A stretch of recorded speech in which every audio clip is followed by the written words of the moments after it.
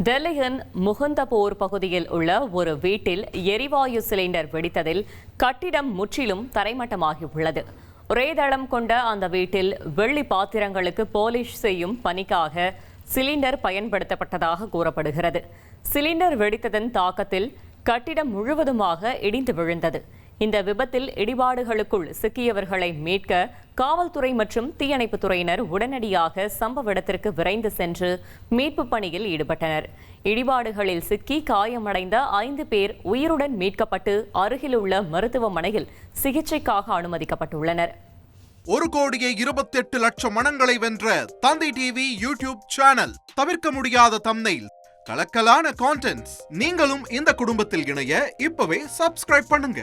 அசுரபலம் கொண்ட எங்கள் டிஜிட்டல் கரங்களில் உங்கள் விளம்பரங்களை சேர்க்க வாட்ஸ்அப் பண்ணுங்க. 893988883778. Email advtthanditv@dttv.in.